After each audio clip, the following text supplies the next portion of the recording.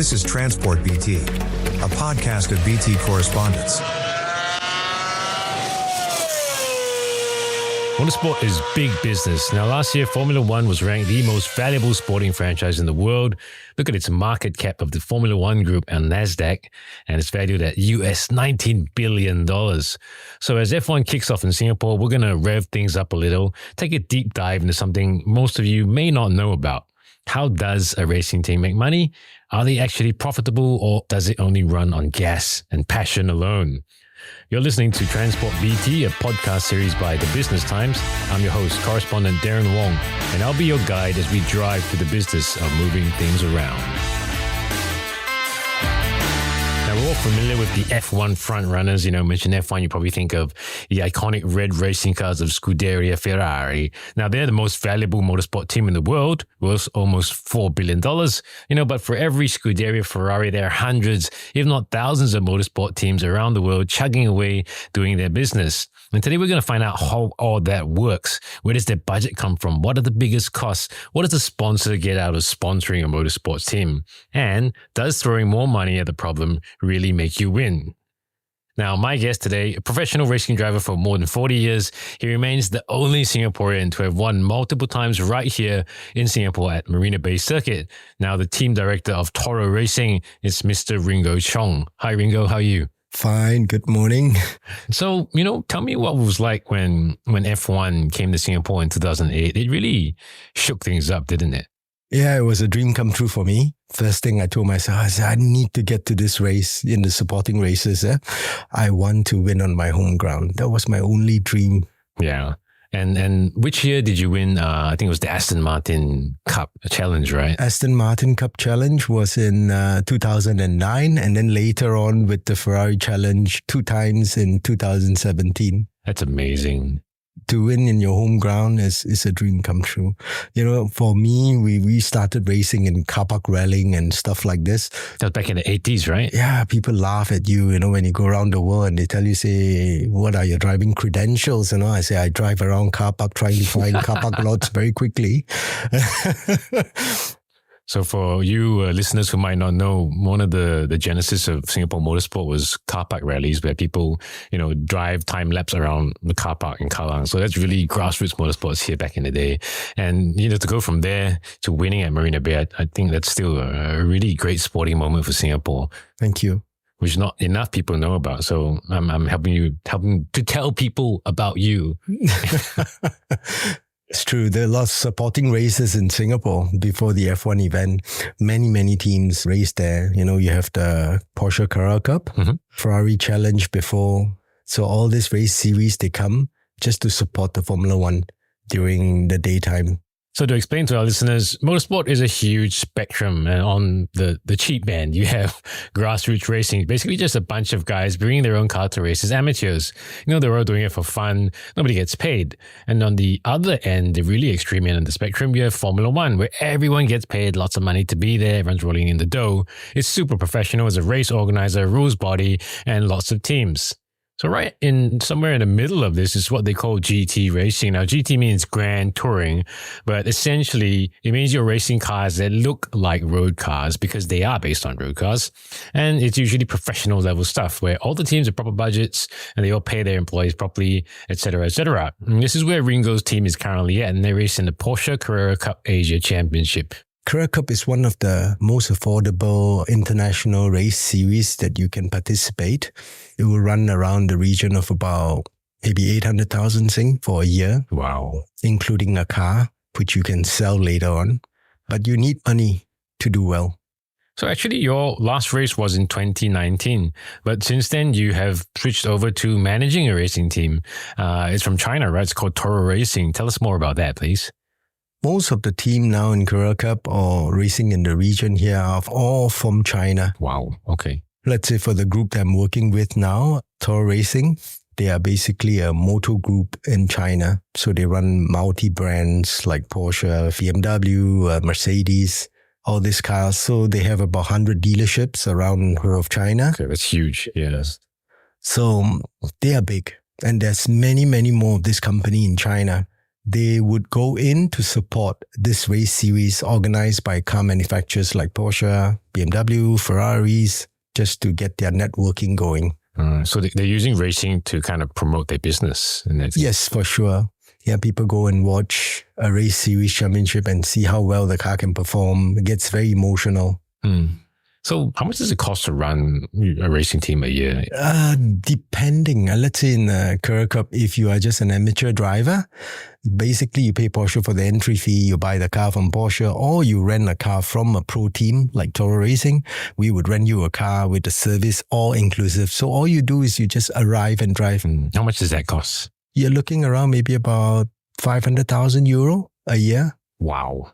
Tires alone, just for most listeners, and we always say tires are black gold. Not oil. So when you organize this kind of races, 1 year, one car would use up about 90,000 euro worth of tires. Yeah. Customers spend around 1 million to 1.5 million a year on their hobby. Wow. So we, on the other hand, are the receiving end. We are the service provider. So we will help them with the cars, with the logistic, with the team, with the coaching, with the engineers. Yeah, a lot of things in racing. You really have to take care of every single bit. So I always say driving is easier than running the race team. As you found out last. So the biggest cost you were saying, tires and what? Transport, manpower, what? Tires, transport, and if you have an accident, it's going to be mega. Wow. So it's not like an F1 team where you crash the car, like it's coming out of your salary at 10 mil or whatever for one part in the front.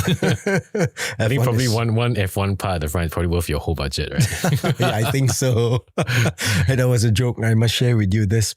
2008, when I first drove in Singapore, I was driving with the Aston Martin, and street circuit, generally the temperature is very high, and the brakes on the Aston wasn't really designed to cope with this heat then. Oh, okay. So after about 6 laps, I had almost no brakes. Oh my God, that's scary, right? My pedal was down to the floorboard. And how fast are you guys going? Like 200 and something around Marina. Then I told my engineer, I said, I want to come back to pit. You know, I have no more brakes. I said, okay, come into the pit lane. And I look, you see all the F1 cars, you see all the nose cone. And I was going in, and then I pressed the brake and my eyeball popped out because there was no more brakes. I was like, oh my goodness, what am I going to hit? Choose the nose cone or the Aston in front. There was another car stopping. Oh my gosh. So I think I'll choose the Aston. It's cheaper than the nose cone of the Formula One. Oh, because you're going down the same pit lane as them. Yeah, because we're just stopping in the pit lane, sharing the pit lane with them and everything. I was like, oh my God. And the cars came to a stop. Thank God I was pumping the brakes, and lucky it stopped. That's amazing. Okay. So that's really cost cutting there, right? You had to make a decision on cost right there and then. It's stressful.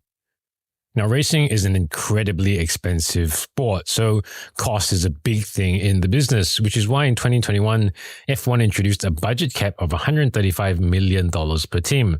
And that is at the F1 level, where they make tons of money. So for most other racing teams, they don't actually make money, do they?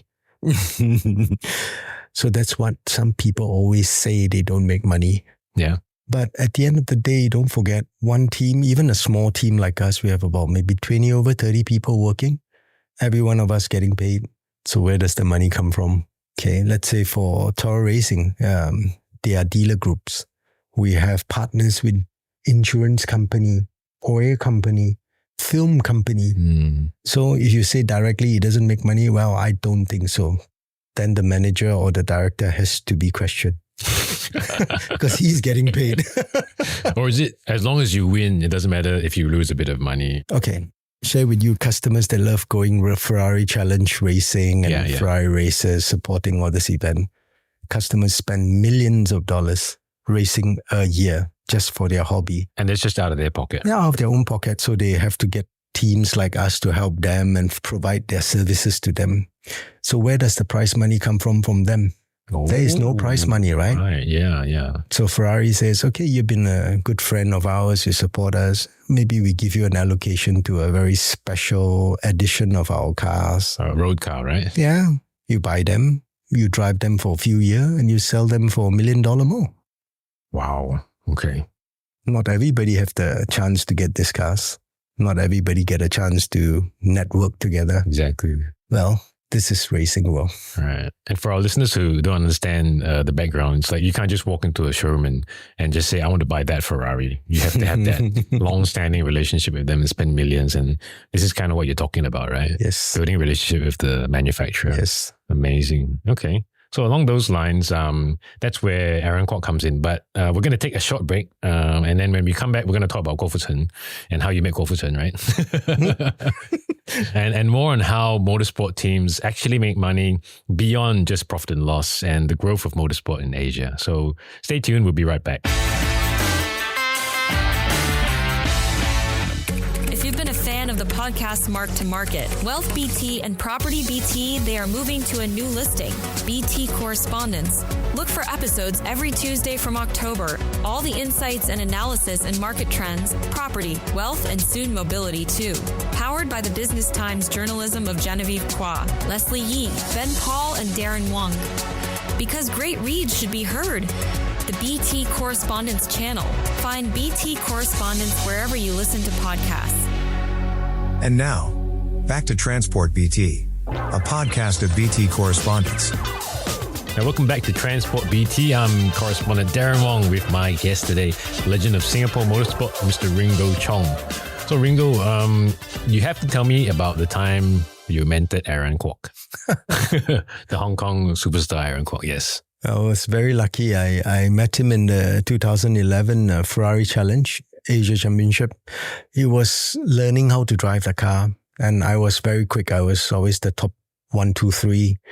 So he approached me and asked me, how do you actually drive it, and so at least I get to take picture with him, So I helped him, and then most of the days after the race, we would stay back and he would ask me a lot of questions, and I would show him how to drive, the lines, the videos and stuff. And he's really quick. Wow. Because of us, huh? Very good driver and a very passionate car collector. So he has very nice cars and everything. Okay, next time you go Hong Kong, I follow you, right? Ooh. So teaching is also a side hustle for you, right? You've been doing it through the years. Yeah, coaching all these years. I work with a lot of drivers that goes GT racing, teaching the driver how to drive, bringing them through the whole motion, keeping them calm, motivating them, and also telling them to be careful. And I recall back in the day, you taught Mok Wing's son how to drive as well, right? Yeah. No, basically, I encouraged him. Mok is a very, very amazing driver. And I still remember I wrote him an email. I said, "You're ready for racing." And he always tell me, he said, "No, I'm not ready. My wife will kill me." So I told him, I said, "You are. You have all the qualities of a racing driver." Wow. Because you cannot lose. You must win and you want to do well. And most important of all, you have a very deep pocket. Mm. And after that, he won so many races and so many championships. He did really well, yeah. And for our listeners who need a bit of context, Mok Wing's son is a partner in an equity firm, quite big in the finance industry. So it's quite a common thing, right? Like these guys make the buck and then they go on to race later in life. Yeah. So a lot of drivers like that.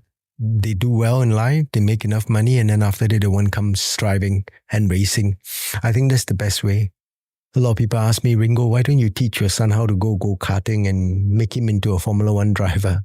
I look at them, I said, I don't want him to be stupid. I still need my retirement fund. You need life skills, is it? So I bring him to meet the drivers that I coach. And I said, be like them. Make enough money and you will have chance to drive the car. So don't worry, don't rush. So good life advice for aspiring racers. You don't have to come out of the womb racing like an F1 driver. You can do it later in life. Because if you are after 12 and you're still not winning any kart championship and you want to dream to become an F1 driver, a bit difficult next life. Sorry. So Ringo, I want to know your opinion about what people term pay drivers. Basically a driver who competes for free. They're not being paid, obviously, despite the name. They pay to drive because they bring money to the team. The money could be out of their own pocket, like Aaron Kwok does, or they could have corporate sponsorship that comes with them. So it seems to be a really contentious thing, especially in F1, because people always think, oh, you should be there on merit and all that. But it seems to me, looking at all of motorsport, it's kind of a fact of life, right? Yeah, everyone. I mean, I didn't work for free when I was driving. Yeah. And you have younger drivers that have budget. So you mean they bring the budget with them, right? Their sponsors and all that. For example, like Carrera Cup, for this year itself in this championship, our team funded a young driver. We fully pay him and his expenses coming over from France. Whereas another driver wanted to join the team. He wasn't that good, but then he brought some budget in. Yeah, he brought maybe half the budget, maybe like 300,000 euros just to drive with us. But the difference is being 1 and 2 or 4 and 5. So depending on what your team wants, I want the 1 and 2. I want to win the championship. I want to try and to win it. And if you want to do 4th and 5th, then no problem. You can have them. But it's also a matter of survival. Like if you can't find these drivers, you can't balance the budget. You can't go racing, right? Yeah, it's not easy. It's always expensive. Racing is all about money to win. Yeah. A lot of people ask you this question, can money assure you a win? I said, no, luck can. Because everything boils down to luck. Right. But no money, I'm certain that you cannot win. You don't even have the chance, right? Yes. Because they always say winners make their own luck, right? Yeah, correct. So at your level, the GT level, budgets are a couple of mil a year. But at the F1 level, we're looking at, maximum 135 mil a year, which is a heck of a lot of money. So how do those big teams make money? And they don't just rely on sponsorships, right? Well, in racing, it's so many ways to make money. Advertisers, marketing and stuff. Mercedes is with the car manufacturers themselves. Same for Ferrari. And McLaren is developing their own road cars as well and stuff like that. So just a little explainer on sponsorships. Those are obviously the biggest revenue source for teams. So car manufacturers like Mercedes, there's the saying, race on Sunday and sell on Monday. So it's a way to sell their cars. Now in 2019, Mercedes parent company put 80 million into the team to help them in the Constructors' Championship, for example. So F1 also pays the teams for participating and winning. So Red Bull, when they won the Constructors' Championship in 23, they got about around $140 million in prize money, which is about 14% of the total prize money that's up for grabs. For us, the smaller teams, we are at a different level. The F1 is, everything just explodes as you get higher. Just Ferrari winning in Monza, I think their lifestyle product overnight will make a couple of $1 million. Wow. Selling the mugs, selling the t-shirts and all. This is a big revenue for them because people love the brand. People love red. But it's interesting. Even a small team like you guys seem to have quite a few avenues to draw in the cash up. Plenty. For our team itself, we have customers paying. Customers paying over $500,000 just to join us, just to drive with us. And we make profit from there. So it's the same. Our drivers come in with money. Our sponsors put in money. So everything turns. So that's true. So like in the case of Sergio Perez, who is like mega backing, is that why he's still got a job? Why not? Like I said, 1 and 2 you might have to pay. Yeah. 5th and 6th, usually they pay. That's a good one. But I think even for the F1 drivers, those at the rear, they are all supermen, the best drivers in the world, okay? Every one of them has their mega support backing. Every one of them has someone supporting them to the team itself. And actually that kind of support is kind of the most important thing actually when it comes to making it in F1. Yes. And as a driver also, you can be the best driver in the world, but if nobody helps you, you'll never be anywhere. Right. And I don't know, I feel that there's really not enough, but people know F1, but they don't know everything else about racing and the potential of it as an industry. So like, now that we've seen F1 come really to the region, like remember only in past 10 years, there was like Thailand, Bira, circuits in Indonesia. Did you think it really helped boost motorsports in Asia, F1? Oh, for sure. Like in China itself, they built more than 10 different new racetracks over the years, and really huge one, proper tracks, a lot more driving. Mm-hmm. So you have all this smaller touring cars and GT cars group coming up, and all this will just build up, and it's all related. Right. Don't forget the people that ship the car, the logistic people, the trucking people, the tire manufacturers, and everybody gets a job. So it's a huge industry. I mean, looking at my figures here, they say motorsport can grow from about 6 billion in 2021, US 6 billion, to about 17 billion in 2031. I actually think that's a bit of a conservative estimate because, I don't know, you think that Southeast Asia, like places like Indonesia, Thailand, they're still quite not that developed yet, right, in motorsport terms, but they're getting there, right? Yes. And how do you think it will go in the next 10 years? For sure, it will definitely escalate. You know, more young people want to do this and more people want to come into racing. Generally, there are more races going on now, more international top level racing here. Now, if you have a car and you say, I want to go in and participate, you better start signing up soon because it's full. Wow. And by next year, you don't even get a slot. And that wasn't the case 10 years ago, right? No. Yeah, it grew. It gone very crazy these 2 years.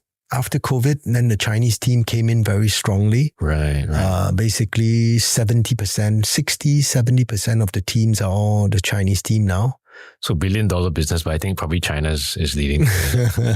They're a big car industry down there. So it's huge. It's huge. Okay. Thanks, Ringo. Thanks so much for that. Really fascinating insights to the world of motorsport. And if you don't know who Ringo is, you should be ashamed of yourself. Please go Google Mr. Ringo Chong, who remains the only person to have won multiple times in Marina Bay circuit. Really pride of Singapore, I say. Go Ringo. Thank you. Okay, we reached a checkered flag for this run through on how racing works. This is actually just scratching the surface of motorsport because there are a lot of other aspects we didn't touch on, like how race promoters make bank, how racetracks make money, how the motorsport drives innovation in industry in other countries as well. But we'll probably save that for another episode. So thank you for listening to our very first high-revving episode of TransportBT. Give us a follow wherever you're listening from, and we'll be back next month with more deep dives into the business of moving things around. And if you have any burning transportation questions you want us to answer, shoot me an email, derrynwong@sph.com.sg, and we could explore that in an upcoming episode. So meantime, for the F1 fans, happy racing. We're signing off.